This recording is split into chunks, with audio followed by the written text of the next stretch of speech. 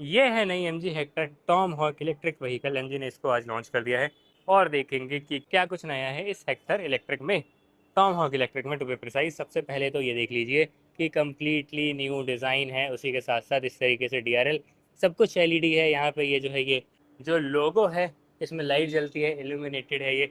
अभी आपको ये भी मैं दिखा दूंगा।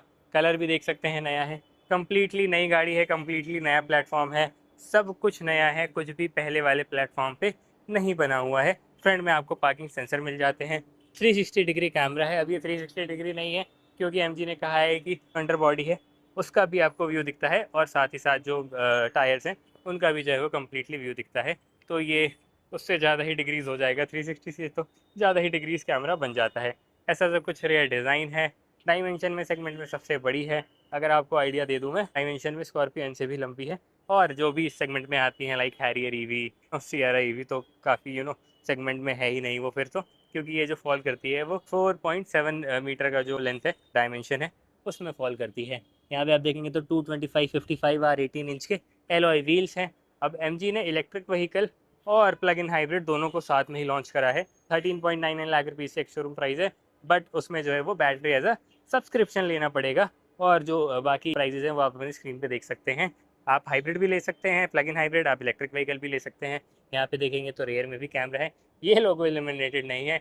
सारे फीचर बेल्स एंड विजल्स आपको इस गाड़ी में मिल जाते हैं। मैं ज़्यादा एक एक चीज़ें पकड़ के नहीं बताने वाला हूँ आपको। यहाँ पे आप देखेंगे तो एम जी टॉम हॉक नहीं है, ये टॉमा हॉक है। टॉमा हॉक इस तरीके से जो है वो आप इसको प्रोनाउंस करेंगे। यूजुअली आपको एडास का बैज मिल ही जाता है इनकी गाड़ियों में, इसमें भी जो है वो आ रखा है प्रॉपर आपका जो है वो एसयूवी वाला स्टांस देने के लिए। यहाँ पे स्पॉइलर और रूफ रेल्स भी मिलती हैं। एक्सटीरियर डिज़ाइन मुझे तो काफ़ी बोल्ड लग रहा है, आपको कैसा लग रहा है आप नीचे कमेंट सेक्शन में बता सकते हैं। अब एक बार इंटीरियर में भी चलेंगे गाड़ी के एंड देखेंगे कि अंदर आपको क्या क्या चीज़ें मिल जाती हैं।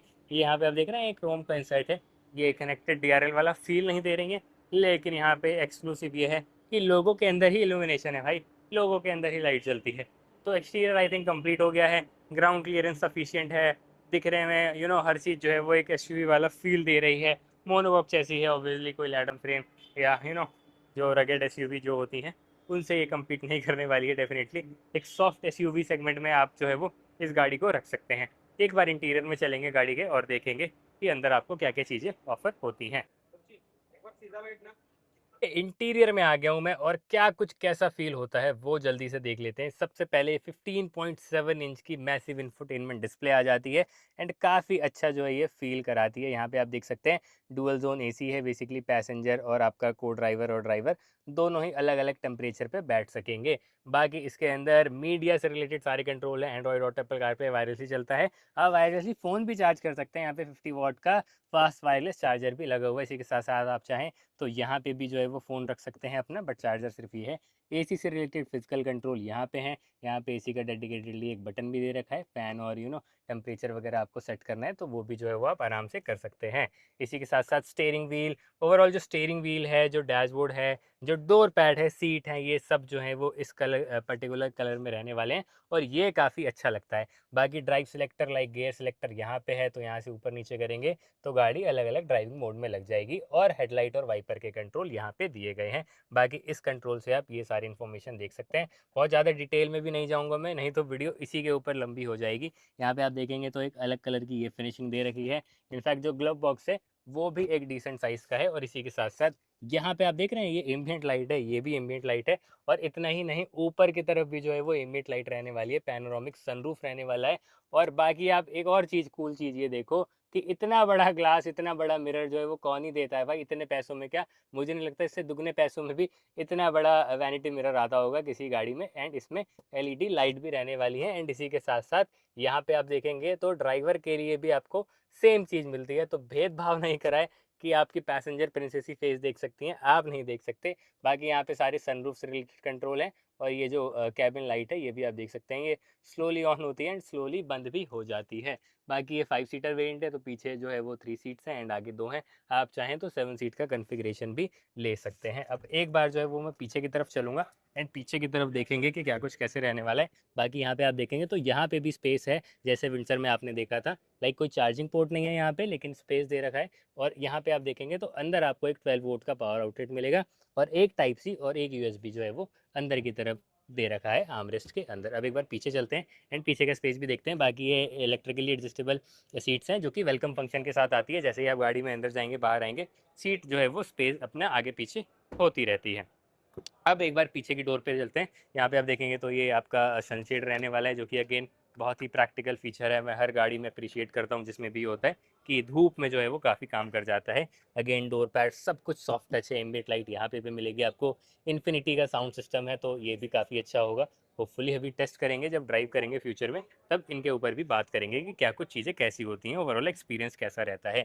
बाकी सीट के पीछे आप देखेंगे तो ये पॉकेट वगैरह आपको मिल जाएगी एंड स्पेस मुझे काफ़ी अच्छा खासा लग रहा है। एक बार मैं स्पेस भी टेस्ट करके आपको बताऊंगा।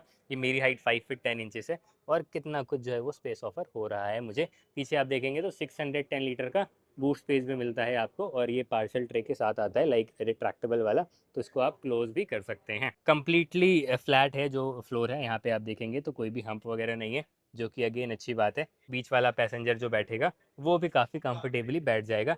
इसी के साथ साथ पीछे जो है वो डेडिकेटेडली एसी के सारे कंट्रोल्स हैं। यहाँ पे आप फैन स्पीड वगैरह जो है वो कम ज़्यादा कर सकते हैं एंड यहाँ पे अगेन एक टाइप सी और एक यूएसबी पोर्ट भी दे रखा है पीछे के पैसेंजर्स के लिए। और जो एसी वेंट है वो यहाँ पे है।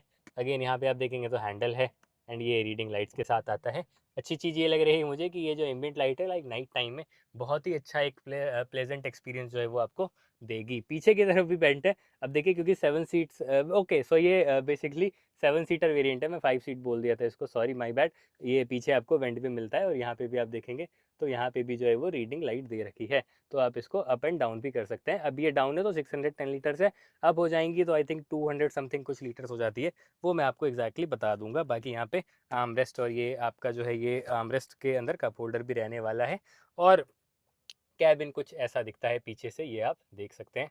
काफ़ी प्रीमियम एक फील आ रहा है, एक प्लेजेंट और एक आम फुल जो है वो गाड़ी आपको फील करवाएगी। बूट स्पेस दिखा देता हूँ मैं हेक्टर टॉमाहॉक इलेक्ट्रिक व्हीकल का। 610 लीटर स्पेस में आपको बूट स्पेस मिलता है। अगर आप 5 सीट वाली जो है वो कार ले रहे हैं तो 7 सीट में भी अवेलेबल है।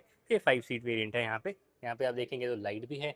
इस तरीके से जो है वो कुछ पार्सल ट्रे भी रहने वाला है, जो कि रिट्रैक्टेबल है। आप चाहें तो इसको यूज़ करना हो तो ऐसे ढक सकते हैं, नहीं तो आप खोल के ऊपर तक भी सामान इसके ऊपर रख सकते हैं। यहाँ पे आप देखेंगे तो कम्प्लीटली फ्लैट है ये, कोई भी लोडिंग लिप नहीं है, तो आप सामान वगैरह रखना चाहें तो काफ़ी ईजी होगा।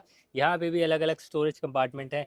ये जो चार्जर है ये आपका वॉल चार्जर है, जो आप घर पे चार्ज करेंगे, जिसमें कि आपकी गाड़ी ओवरनाइट चार्ज हो जाएगी 7.2 किलोवाट आवर का।